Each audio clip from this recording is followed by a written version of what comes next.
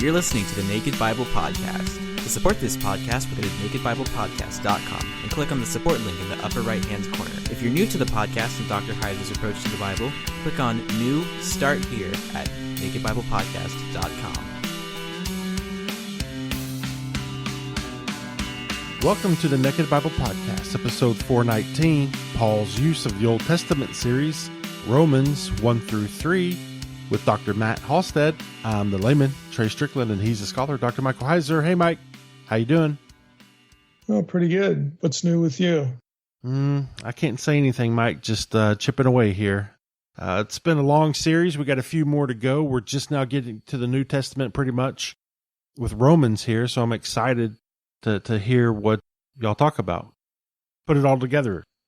Yeah. Well, it'll start to happen. I mean, just what we'll do is we'll go through Romans and we'll pick out different passages that where Paul will say something and how that's something that Paul says needs to be, or was and needs to be in our heads reconfigured. To understand how Paul was looking at his Old Testament when he talks about Jesus, or he talks about the gospel, or when he talks about faith and those sorts of things. So those are all component parts. But we're glad to have Matt Halstead back with us again. Matt, this is our 9th chat together, and we're finally getting into New Testament. So we've been constructing this messianic profile and talking about how Paul uses the Old Testament, reconfigures some things, and we're really going to sort of drill down into that this time. So why don't you tell us exactly what you have planned? Yeah, thanks again for having me back on. So today we're going to get into Romans. We're going to get into the meat of things, and we were really set up well because of last episode we looked into Malachi, and I think Malachi serves as a great introduction to the material in Romans. So here's how, essentially. In Malachi, we remember that the focus was how, from the get-go, Malachi chapter 1, how Israel is God's elect, chosen people. And yet, as we read on into Malachi, we saw that Israel has failed in her vocation, in her election. And yet, Malachi also says that this coming messenger, who we identified as someone who is Messiah, that messenger will redeem Israel's identity and vocation and their priestly vocation specifically. And so what we kind of concluded was that Israel's election, Israel's vocation, is reconfigured around the ministry of the messenger. Now, why that's important for Romans is because the theme of Israel's vocation, Israel's election, is front and center in Romans. And I think a good argument can be made that Paul reconfigures Israel's vocation and Israel's election around the Messiah. I think that's all over the place in Romans. And what I specifically think is that Paul is so immersed in the story of Israel that we've been talking about, that storied approach. He's so immersed in the story, and he takes up that storied approach himself so much that it impacts the way he interprets the Old Testament. And I think in many cases, he gives the Old Testament some fresh meaning, fresh application, but that fresh meaning, fresh application is still very consistent with the Old Testament's original context. Mm-hmm. And what we'll look at today is a few examples of that as we dive into Romans. As we've chatted about this before, you sort of focus on, and I know you've mentioned it before in the early chapters of Romans, 2 essential concepts. So what are those? Yeah, the 2 concepts really that Paul reconfigures is the concept of faith or faith language and Torah keeping, right? So faith language in Paul is also really faithfulness language, right? So the Greek word pistis essentially can mean both faith or faithfulness. So that whole concept is all over the place in Romans. Of course, anybody familiar with Paul knows that faith or faithfulness is a very important theme. And Torah, law, keeping the law is very important as well, all throughout Romans. And and I think what we can do is just start with faithfulness language in this episode and just look at how Paul reconfigures it. So the first place we look is in chapter 1, Romans chapter 1. at verse 4 and 5. That's the text where Paul says, and I'll just read it here. He says that Jesus was declared to be the Son of God in power, according to the Spirit of holiness by his resurrection from the dead, Jesus Christ our Lord, through whom we have received grace and apostleship to bring about the obedience of faith for the sake of his name among all the nations. And it's that phrase, the obedience of faith, that I think we need to home in on just a little bit here. And there's two things that I think can be said about that phrase, obedience of faith. The first thing is that it's ambiguous, but I think Paul leaves it ambiguous for a reason. It's deliberately ambiguous. And here's what I mean. That phrase, obedience of faith, could essentially mean two things. The first thing is that it could mean the obedience that comes from faith. Okay, so his focus here is on obedience, like active obedience to Jesus, that sort of thing. But it can also mean the obedience that is faith. Okay, so anybody who's studied Greek knows that this genitive construction that we see here, this idea, which is the key word of, the obedience of faith or the word of God, anything that shows possession is often classified, of course, in Greek as a genitive. And there's lots of ambiguity on how to interpret these things. But here, I think we see it in all of its beauty. I think Paul means both. He wants to bring about obedience in people all across the world, but he wants to do that by bringing them to faith in Christ. So another example of this really can be seen in Revelation chapter 1. The very first few words, it starts off by saying the revelation of Jesus Christ. And of course, scholars have commented on that a lot. Like, what does John mean there? Does he mean the revelation that is Jesus Christ, or does he mean the revelation that is from Jesus Christ? And I think the answer, of course, is both. He means both. And I think Paul means the same thing here. And this is really important, I think, because, oftentimes we read Paul as someone who has a thing against works, right? We think Paul, is advocating sort of this idea of that faith as a mental assent or just some sort of like belief, easy belief or whatever, and that Paul doesn't have a lot to say about works and obedience to Christ. So we essentially pit faith versus works in Paul. And I think that's a very surface level reading of Paul. Okay. So I think the idea of faith here being paired with the word obedience really brings out that idea that, that you use the phrase a lot. What do you say? Believing loyalties. That's what you say, right? Yeah. Believing loyalty. Mm-hmm. What Paul is opposing is any idea of merit. Right. Not obedience. Right. That's such a good distinction. And really, that the concept of faith doesn't even really need to be paired with obedience, because I think in the Jewish mind, and this is the second thing I would say about this, but in the Jewish mind, obedience and faith, I think, are closely linked, right? And it's really interesting here specifically because most of the time, I would say the idea of obedience for Jews is always associated with hearing. Like hearing the word of God means to really obey it, right? And we see this in the Shema, Deuteronomy chapter 6, a very important prayer for Jews. And people are familiar with it, of course. Hear, O Israel, the Lord our God, the Lord is one. Well, that starts off with the word for hear in Greek. I'm reading from the Greek Old Testament. It's akue Israel, akue. The word akue means to hear and listen up. And what's interesting about that, though, is the word that Paul uses for obedience is hupakoe. So you can immediately hear the similarity just in the sound. Yeah. And so hearing means to, akue, and then obedience is hupakoe. And in both words in Greek, there's an etymological connection there. Both words share the same root, which is akuo. We get our word acoustic from that, acoustic guitar, for example, right?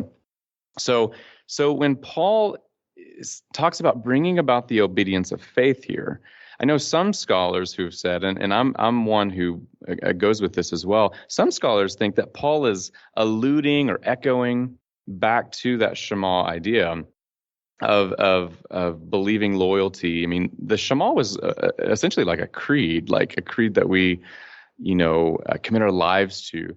And you're not going to hear and obey it unless you believe it. Right. Yeah, it's part of it for sure.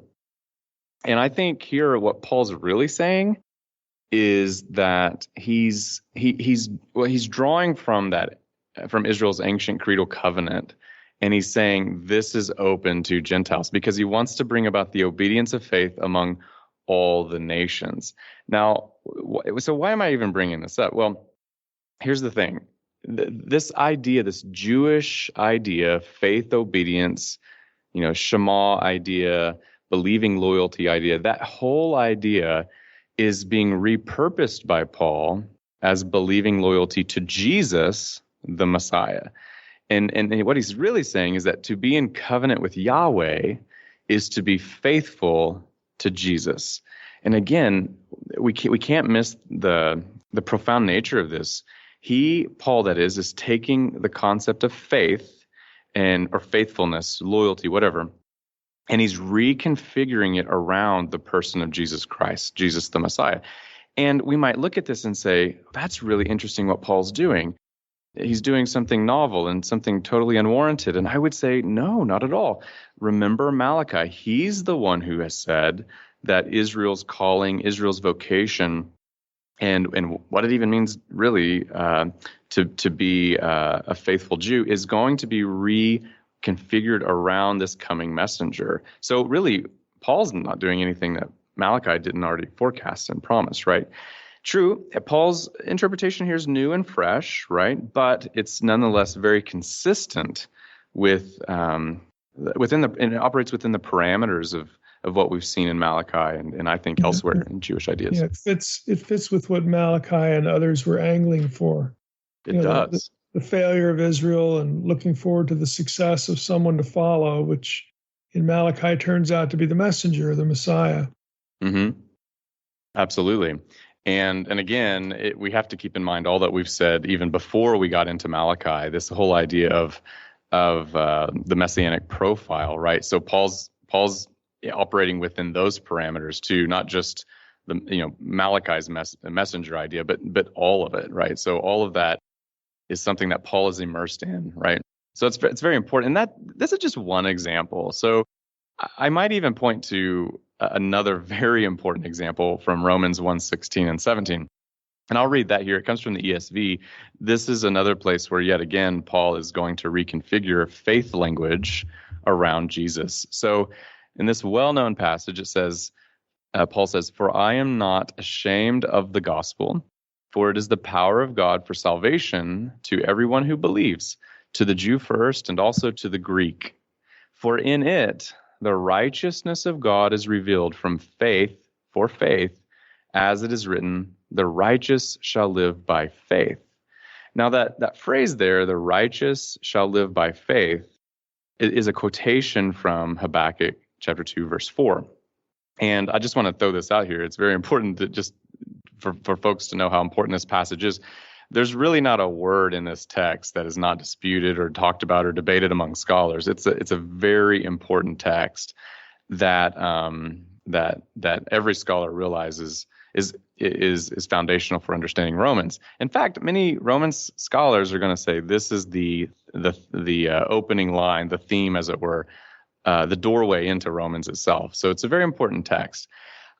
I think the other thing I need to say here too, and I hinted at it previously, but the word faith, pistis, it can mean faith, but it can also mean faithfulness. And for me, I have this tendency to just say, well, let's translate it as faithfulness, because I believe very strongly that while we cannot earn salvation by merit, I don't believe that we can bring anything to God to earn salvation. I still think that God calls us to loyalty to Him, and it's discipleship.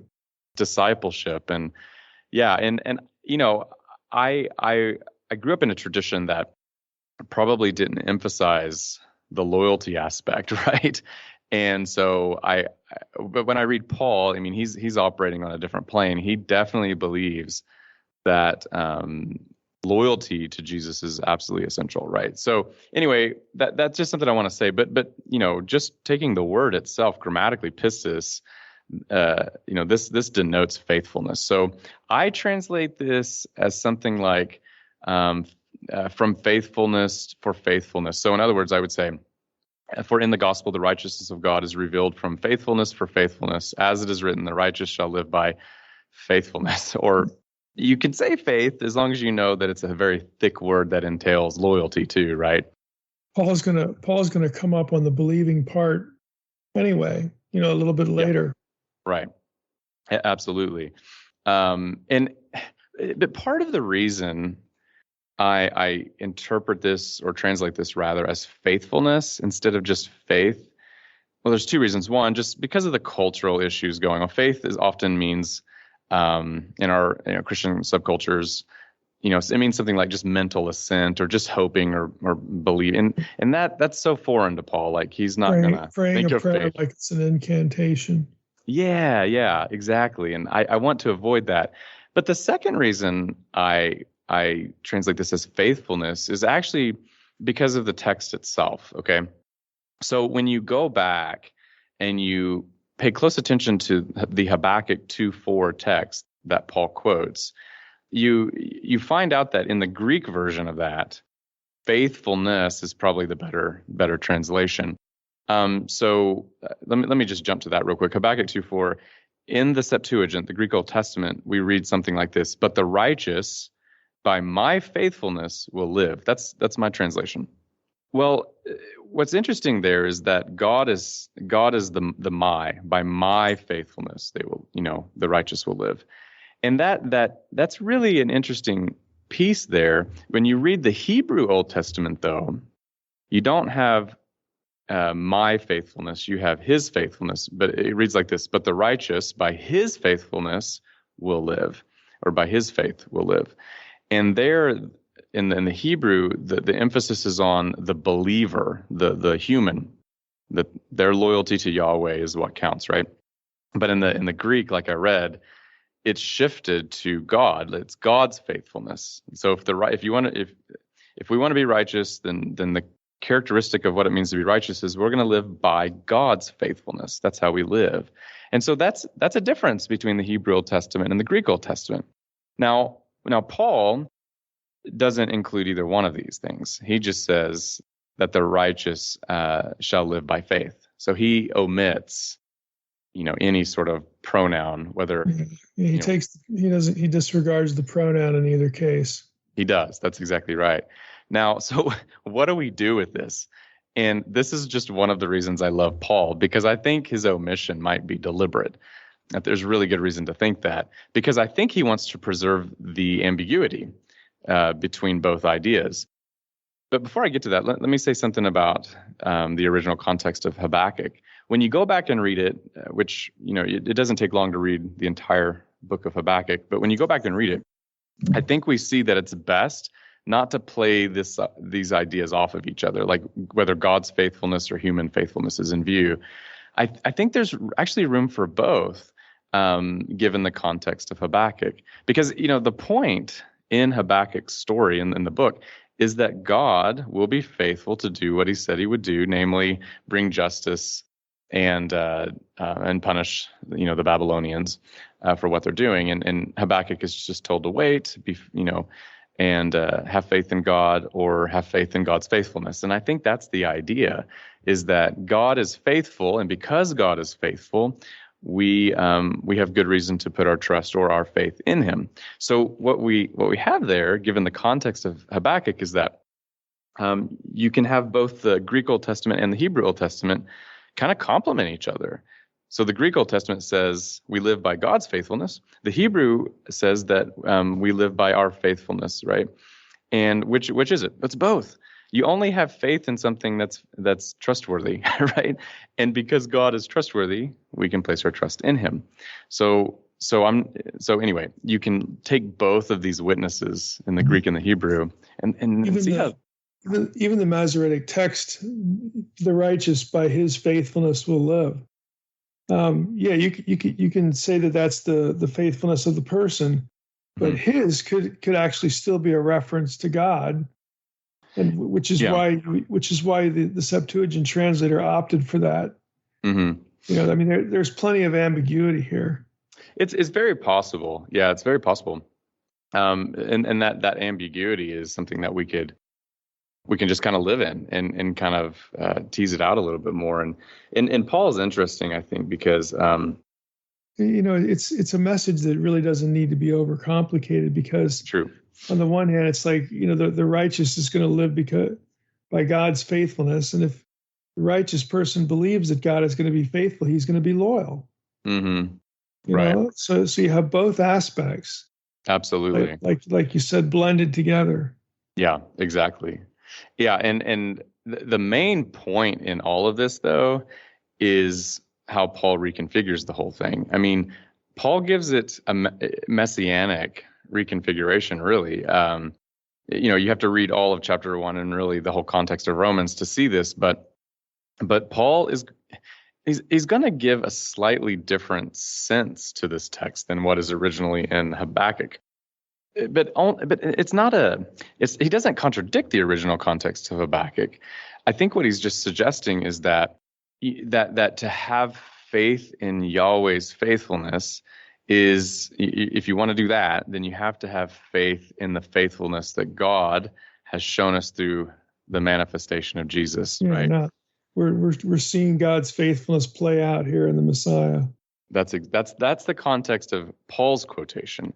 Now, Habakkuk's is slightly different. It has more of a political overtone here. Habakkuk is complaining and questioning and just really wondering why God's using the Babylonians to punish God's own people. And Habakkuk's like, I don't know how to make sense of this. And then God says, well, look, you have to understand that I'm doing something big here. I'm going to punish the Babylonians later. And, your job is essentially to be patient, just trust my faithfulness and place your faith in me. And Paul, though, has resituated it to be more about faith in Jesus for salvation. Now, at the same time, even though Paul does something slightly new and replaces it in a new context, there's nothing that Paul's doing that's contradicting the Habakkuk context. Is he expanding it? Yeah, he is resituating it within the Messianic era, but that there's nothing in there that contradicts what Habakkuk is originally trying to say. The other thing that's interesting here is I don't think that Habakkuk envisions this whole faithfulness idea originally to be apart from works of the law, performing the works of the law. So when you look at Habakkuk chapter 1, verse 4. How else would he conceive it?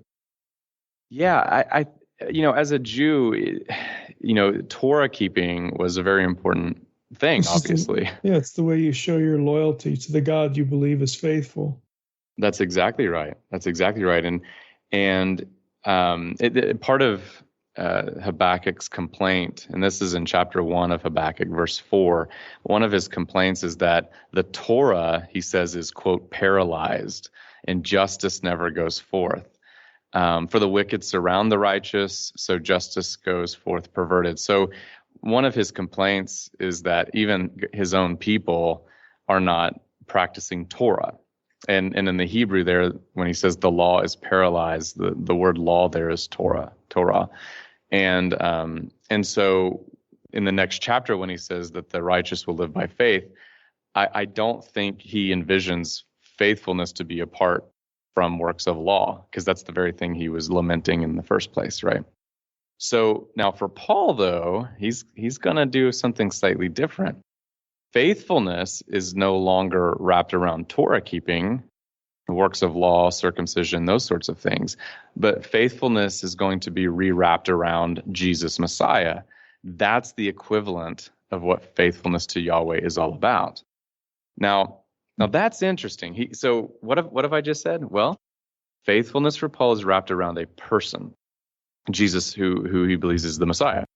What's interesting about that is when you look at the Dead Sea Scrolls in the Habakkuk commentaries, which are called the Pesharim, And the sectarians there, the Dead Sea Scrolls, they commented on this Habakkuk text, and they quote the same Habakkuk 2:4 text that Paul does. And it's interesting when you put them side by side.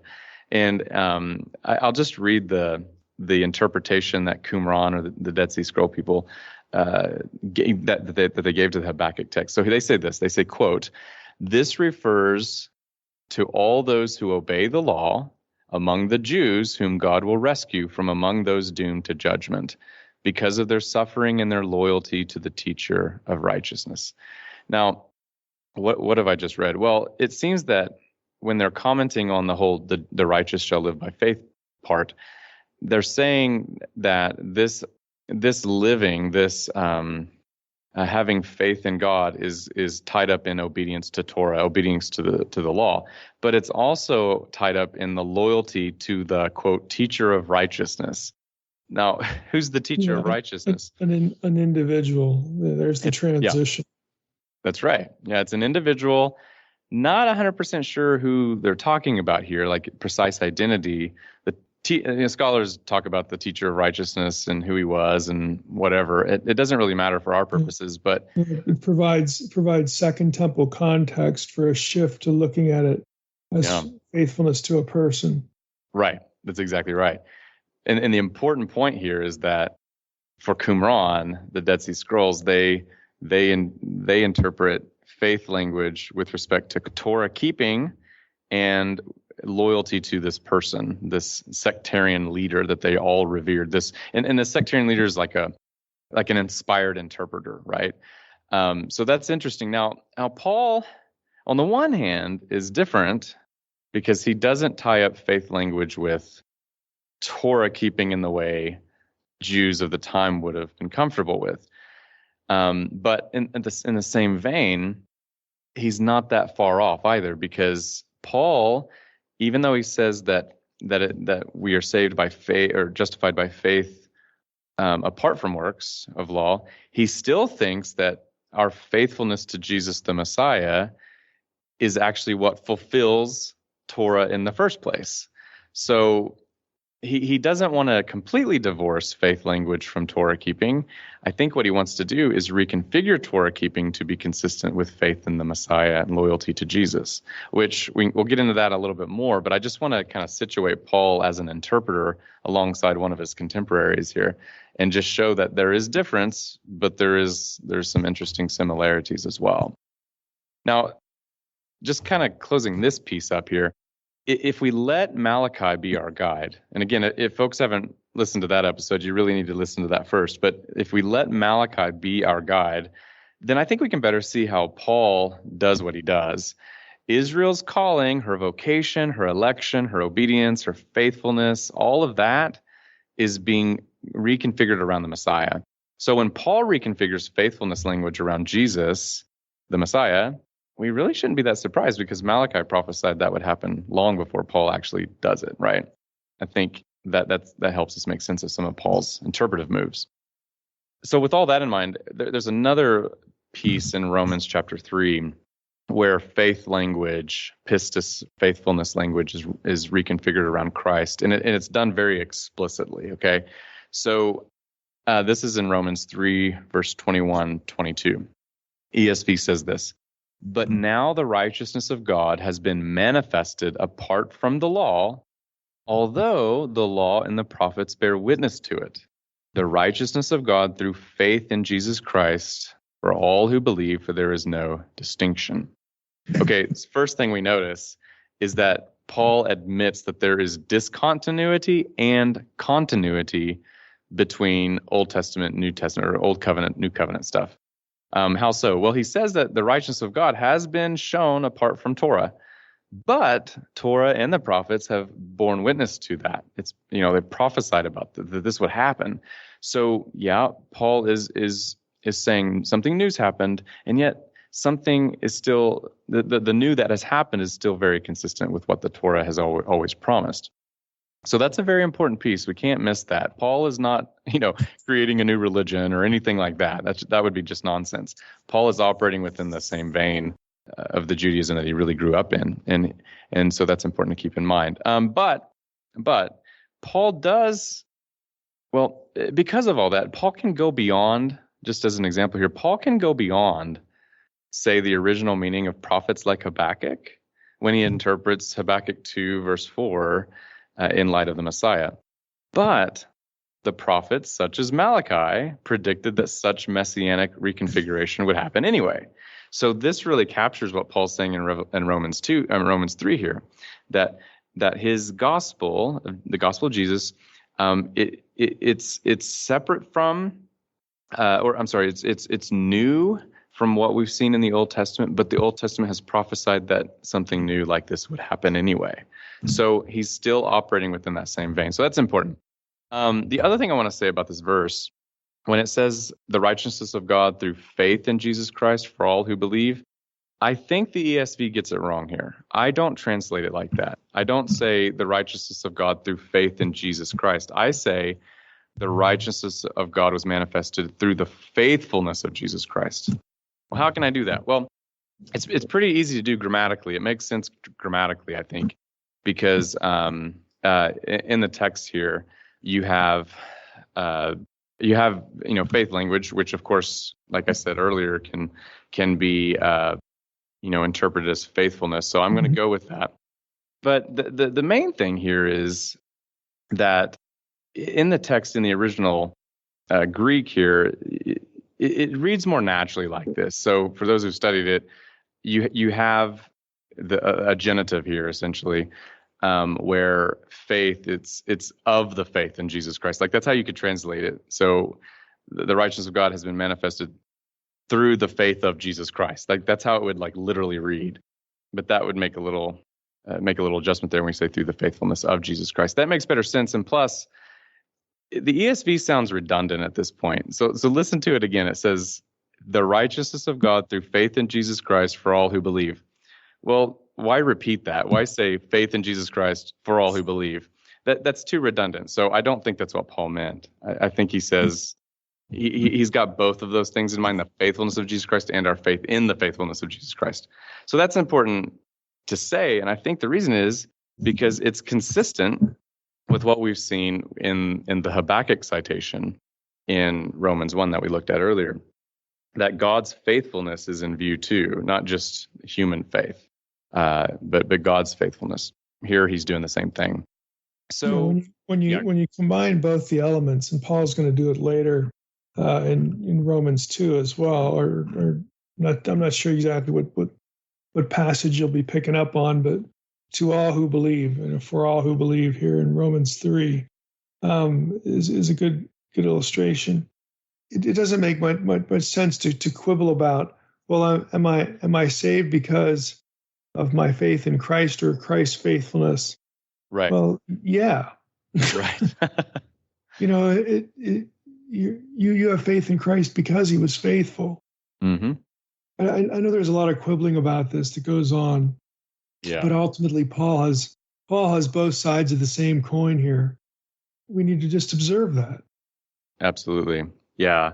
And really the question is about God's faithfulness. I mean, we see this even more so. We won't really get into it today, but in Romans chapter 3, verses 1-5, around that part, what is at question is God's faithfulness. So if Israel has been unfaithful to the mission that she was given, then the question is, will that unfaithfulness of Israel nullify the faithfulness of God? If God promised, in other words, to use the family of Abraham to be the rescue plan for the world, and the family of Abraham has chosen to be unfaithful to that vocation, then does that mean that God's not going to fulfill his promise to the family of Abraham? And Paul just thinks that's inconceivable. By no means. He says, no, God is always going to be faithful. So the question of God's faithfulness is front and center at the beginning of Romans 3. And that's actually part of my motivation too, to translate Romans 3:21 and 22 the way I do, because the question that Paul sets us up to ask is, okay, well, if God's going to be faithful, even though Israel's unfaithful, how then is God going to be faithful? Yeah, how does that work? Well, it's going to be through the faithfulness of Jesus. Right. Paul's answer is Jesus. Yeah. That's exactly right. So again, the word itself handle the faithfulness idea, and I think the context can handle the faithfulness idea, and I think it begs for it. So that's why I translate this as faithfulness.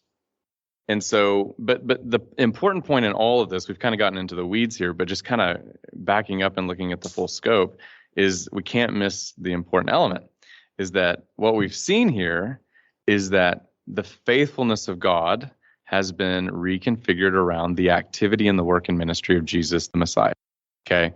And again, a close reading of Romans 3 shows us that that's the way God will carry on his covenant with Abraham, the story that we've been talking about these past few episodes.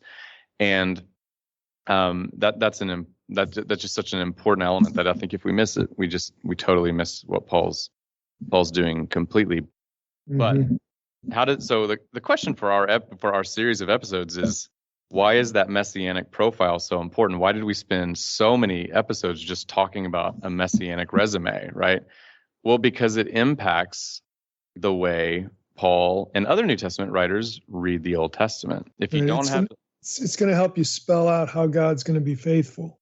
Yep, it's going to be through a particular person. It's going to fit this profile. Mm-hmm. And you need all of those motifs or elements that we've talked about. You need to have the servant motif, because the Messiah is going to be a servant who dies on behalf of people. And you need the seed and the offspring motif. Yep, absolutely. This is the heritage of Abraham and David. Yep. You need the Son of Man motif, because Jesus is king. He's going to inherit the nations, right? You need all of that. And I think there's really nothing too controversial about what we're saying here. I think the point that a lot of people miss, though, is that we've not understood carefully how that messianic profile has shaped Paul's and the other New Testament writers' way of reading the Old Testament. It's shaped their hermeneutics. It's shaped their interpretive posture, so much so that they just read the Old Testament through it. And one thing I want to say, Mike, you've been saying this on social media a lot, and I just absolutely love what you're saying here. And I'm gonna probably not get it completely right, but you said something recently, how a Christocentric hermeneutic should not cause us not to pay attention to the original context of the Old Testament, or something. How did you put that? It was really good. I wish I could remember. Okay, it's so good. Maybe it was a couple weeks ago when it was posted, but a lot of times people will just say, well, yeah, if it's Christ-centered, they tend to just dispense with the Old Testament then. Right. Yeah, I don't need the Old Testament. I don't need the original context because I'm reading it through the Christ lens or something, right? Well, that's nonsense. I mean, if you do away with the original context of the Old Testament text, then you have nothing left to read through a Christological lens, right? There's nothing left. Yeah. So this is why I love this subject, because especially Paul, because what we see is he reads the Old Testament dialogically. And what I mean by that, he engages the Old Testament texts through conversations of sorts. Like he thinks the text contributes something to meaning, and he also knows that his messianic assumptions help make sense of the text that he's reading too. So it's like this both and sort of thing. He's not imposing on the original context assumptions that are foreign to the original context, right, or that are violent toward the original context. No, that's not the way it works. But he's also not reading the Old Testament as a blank slate. He literally believes Jesus is the Messiah. He became a Christian after the Christophany, after his supernatural vision. That's what got him to be a Christian. Anyway, there's a lot there on that subject. But so I think what we've seen is that faith language in Romans is reconfigured around Messiah, pretty consistent with Malachi there, in the sense that the Messiah reconfigures the story of Israel. Okay, so last thing and second thing that Paul reconfigures is Torah and Torah keeping. Okay, I'm going to draw from Romans 2, verses 12 to 15 here. It says, and starting with verse 12, it says, "For all who have sinned without the law will also perish without the law, and all who have sinned under the law will be judged by the law. For it is not the hearers of the law who are righteous before God, but the doers of the law who will be justified. For when Gentiles who do not have the law by nature do what the law requires, They are a law to themselves, even though they do not have the law. They show that the work of the law is written on their hearts. So I won't get into the weeds here, but the ESV kind of gets this wrong here. They misplace a comma that just tears up the entire text. But I won't get into that. Punctuation is important. It really is. So what Paul's saying here is that by nature, given their birth and their ethnicity, Gentiles just didn't grow up hearing Torah. They didn't have the law by nature of their identity as Gentiles. But yet Paul thinks that there are cases where Gentiles who don't have the law by nature nonetheless do what the law requires, that the law is somehow written on their hearts. Okay, so if we get down to the latter part of Romans 2, starting with verse 25 to 29, Paul expands on this a little bit further.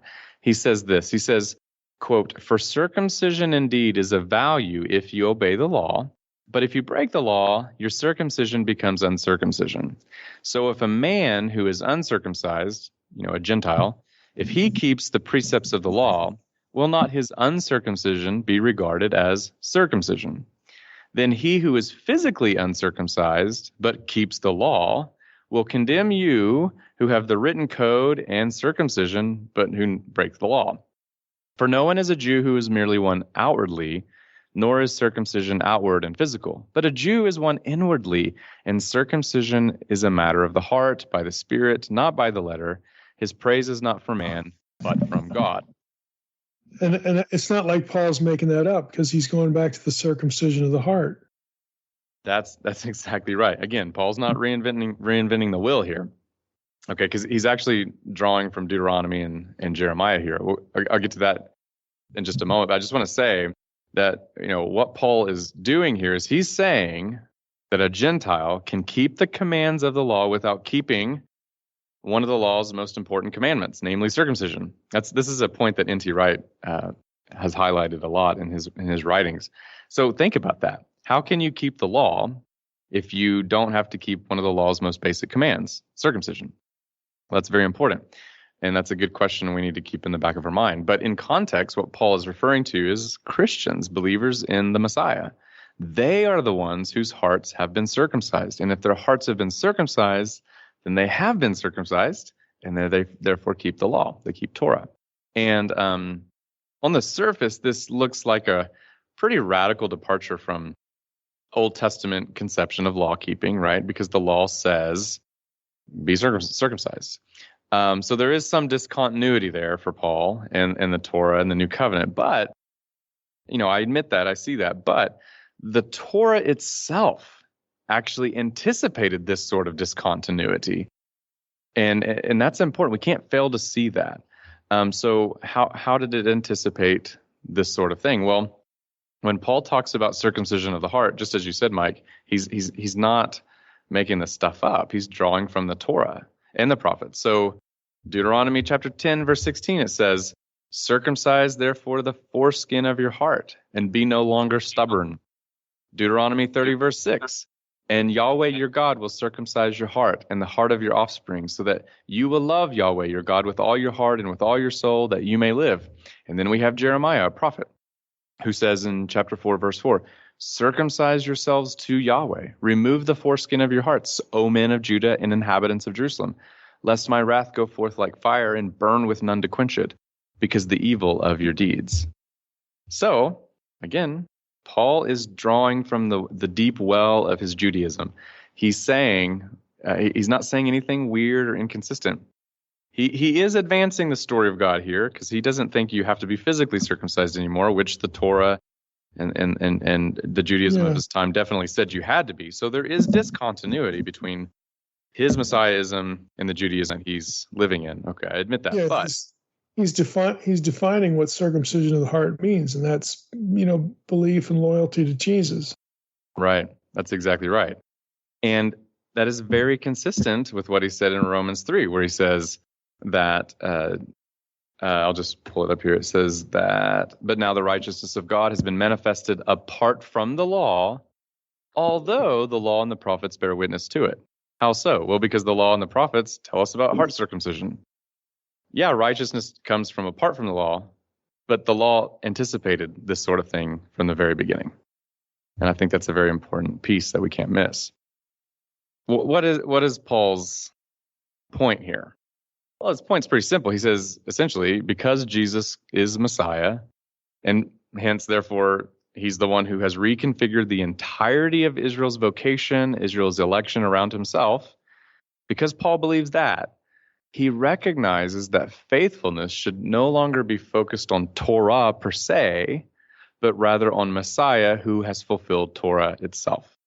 And this is very important because he essentially believes that you fulfill Torah by having believing loyalty in Jesus Messiah, because it was through Jesus that Torah was fulfilled.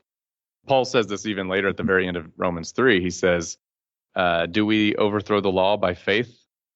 By no means. On the contrary, we uphold the law. So Paul actually believes that the law is upheld through his messianic reconfiguration.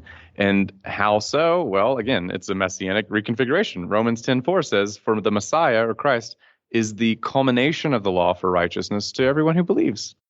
It's in Messiah, right? Messiah, everything is reconfigured around him. So there's a lot there, but this really captures his hermeneutic, right? But what's really interesting here is, in order to get to this point, Paul makes a kind of a move that's I think it's an important rhetorical move in his letter to the Romans. So one reason he says that you don't have to keep Torah, circumcision, dietary laws, and things like that is because, well, in Christ, those are fulfilled. Okay, easy peasy, makes sense.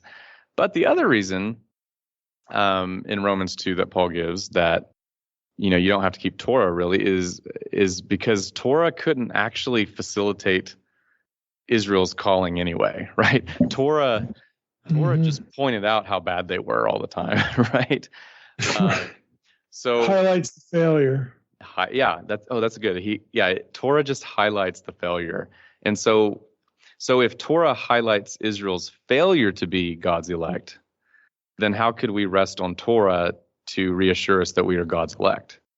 The way we can find that reassurance that we are the elect is if we are in Messiah Jesus, right? So that's Paul's argument essentially. But Paul says something in the middle of Romans 2 to that end. I mean, he basically says, look, you Jews, even though you've relied on the law, even though you think you're a light to those who are in darkness and stuff, you've actually misled everybody the whole time. So let me read this text in Romans 2:17-24, because when he's saying that stuff, he's going to quote a passage from Isaiah. And it's a very interesting quotation that I think we need to deal with. So let's see, Romans 2:17-24. This is from the ESV. He says, but if you call yourself a Jew and rely on the law and boast in God, and you know his will and approve what is excellent, because you are instructed from the law, and if you are sure that you are yourself a guide to the blind, a light to those who are in darkness, an instructor of the foolish, a teacher of children, having in the law the embodiment of knowledge and truth, you then who teach others, do you not teach yourself? While you preach against stealing, do you steal? You who say that one must not commit adultery, do you commit adultery? You who abhor idols, do you rob temples? You who boast in the law, in the Torah, you dishonor God by breaking the law.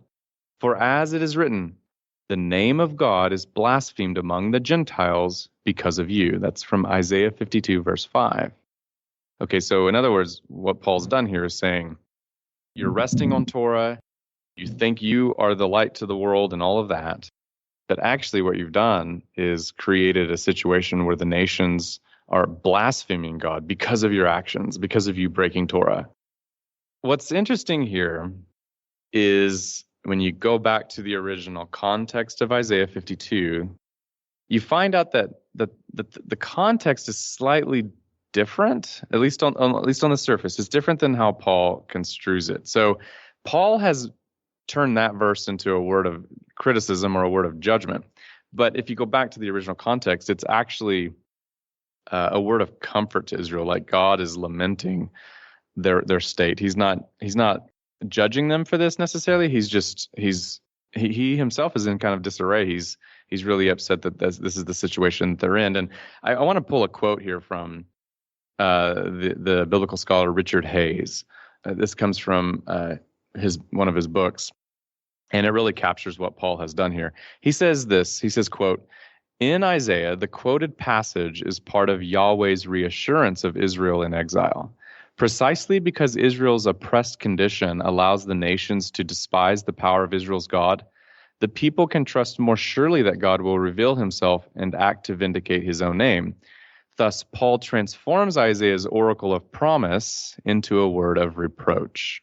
Hayes, he goes on to vindicate Paul, and he says that Paul's kind of reuse here is just provisional in nature. And anyway, I'm not going to get into details on all that, but this is just something that captures what's going on, at least initially.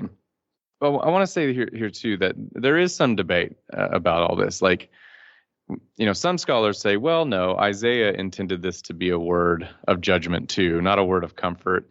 You go back and look at the context, and there are ways to kind of play with it. And if Isaiah originally meant it to be a word of comfort, then presumably that absolves Paul from doing something foreign to the context and doing something novel with that quotation. But so be that as it may, I say, let's just worst case scenario. Let's just say that Isaiah originally intended this to be a word of comfort, and Paul has recontextualized it to be a word of judgment.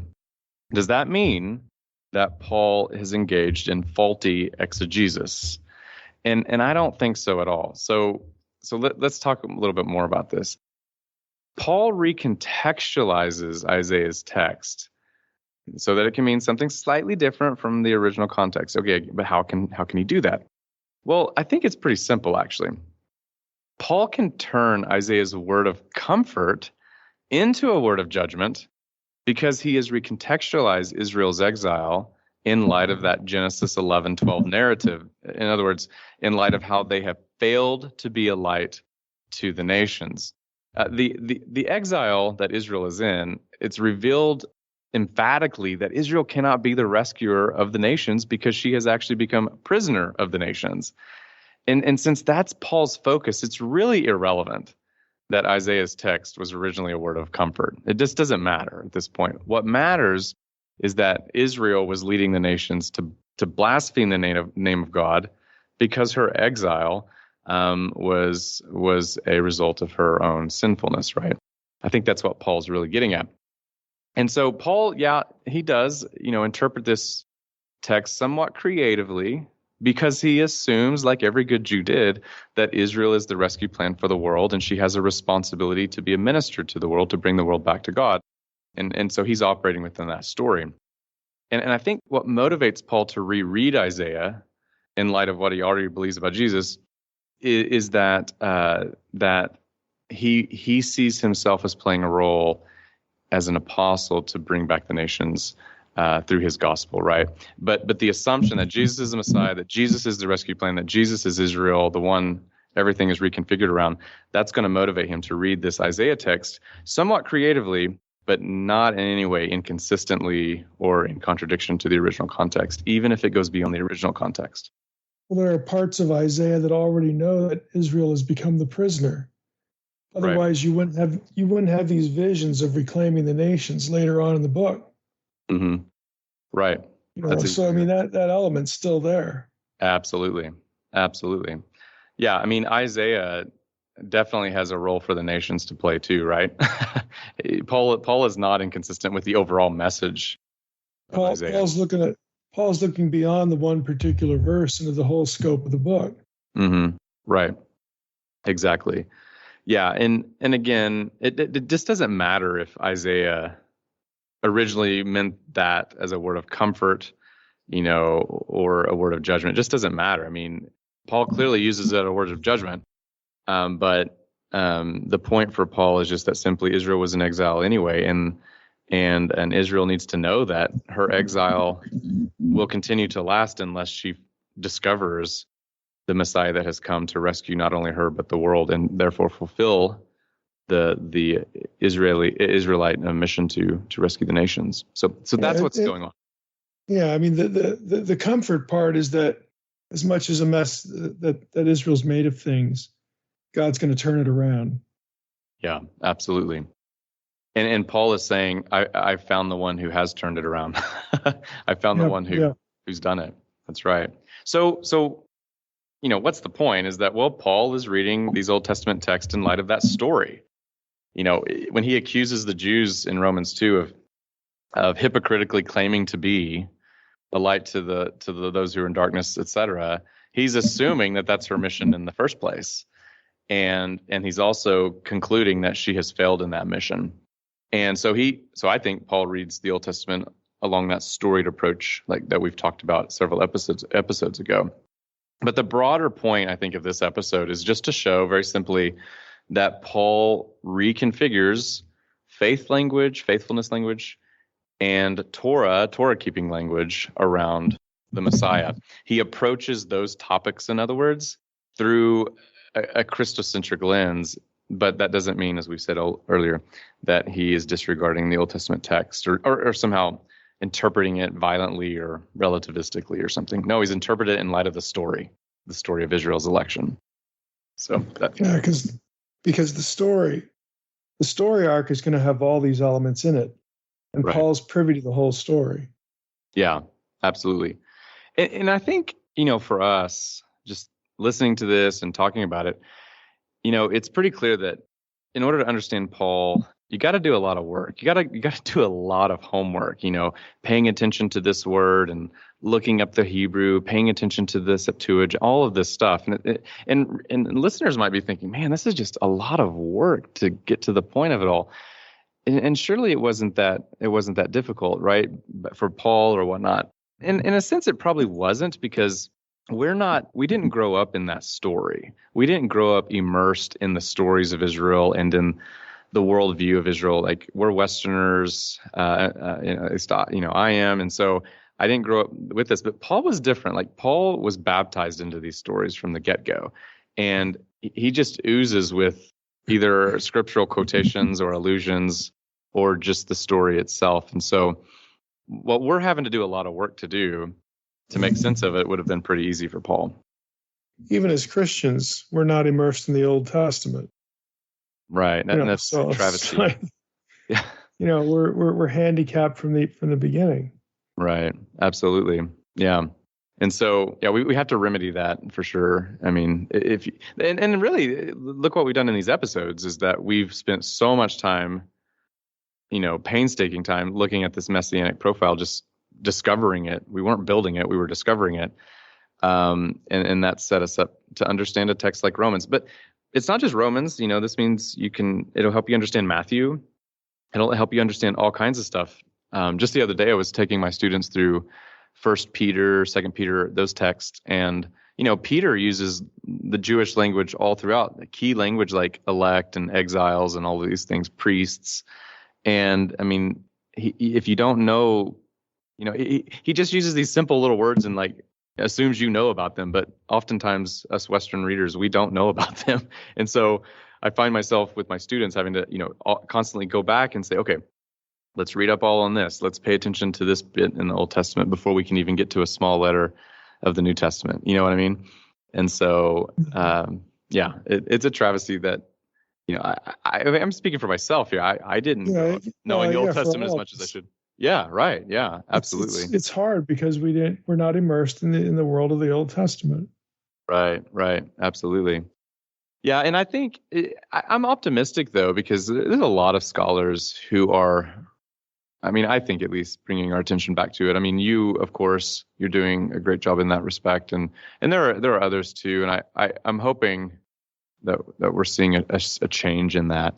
My hope with my research and my work is to do that in some respects as well, because by focusing on this topic of intertextuality, or the Bible's use of the Bible, New Testament use of the Old Testament, I want people to see not only the beauty of the Old Testament and its riches, but also to see how it interacts and is connected with those texts in the New Testament that are just taken for granted. Oftentimes, I like to see Yeah, who reads Malachi? Who reads it back?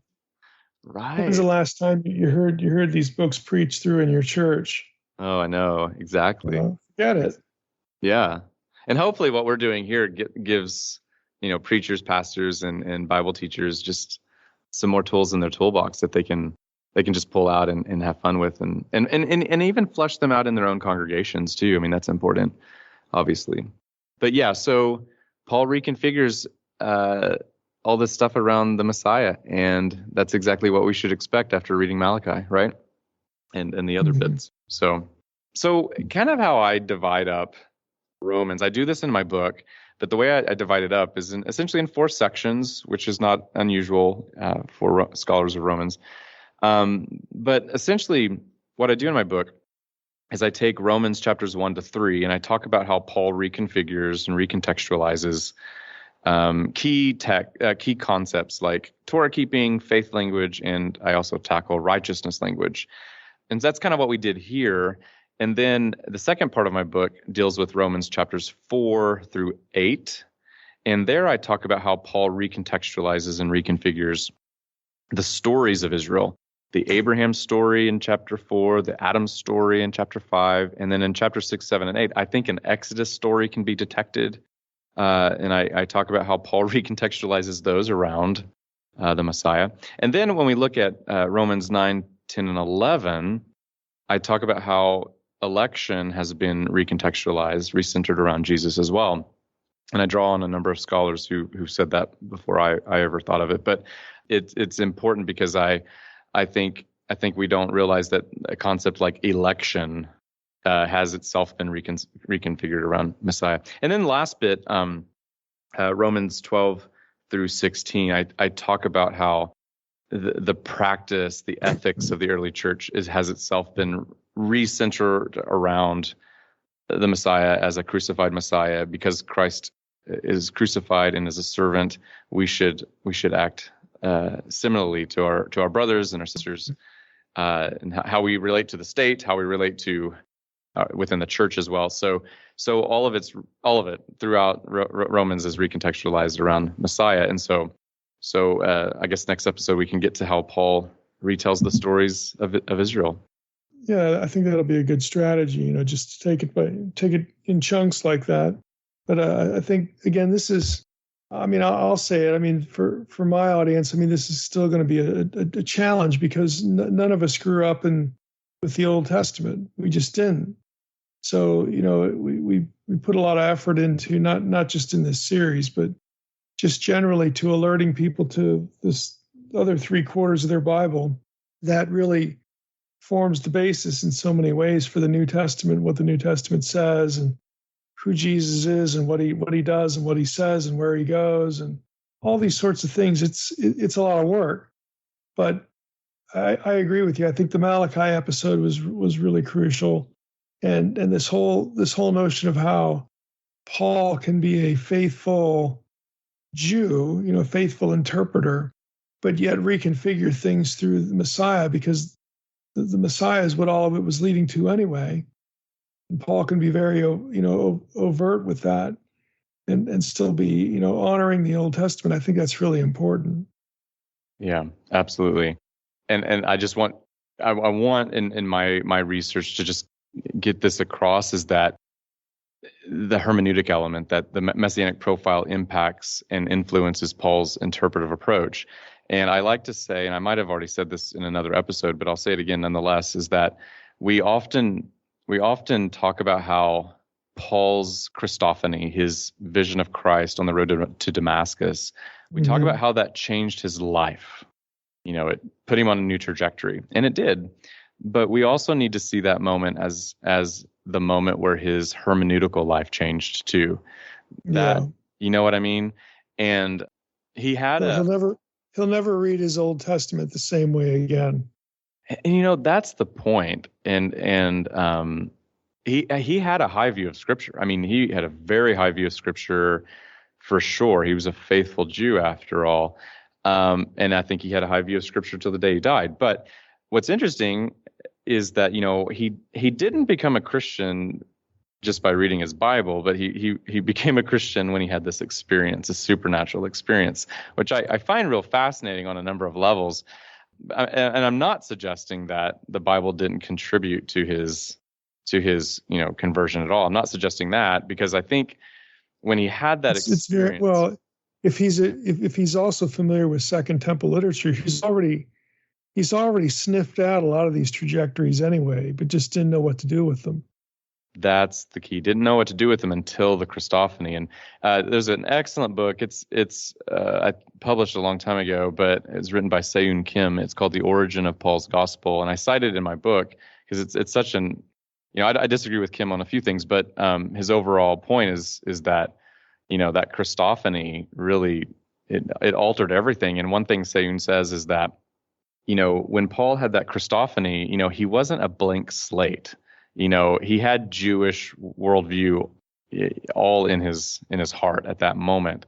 And I think that's an important point to make, because when Paul has the Christophany, he comes to that Christophany with, beliefs, assumptions, presumptions about Messiah, messianic profile stuff, of course, but also just the Old Testament story itself. And that Christophany really is the answer to the questions of his Jewish heritage, right? But it's also the reverse.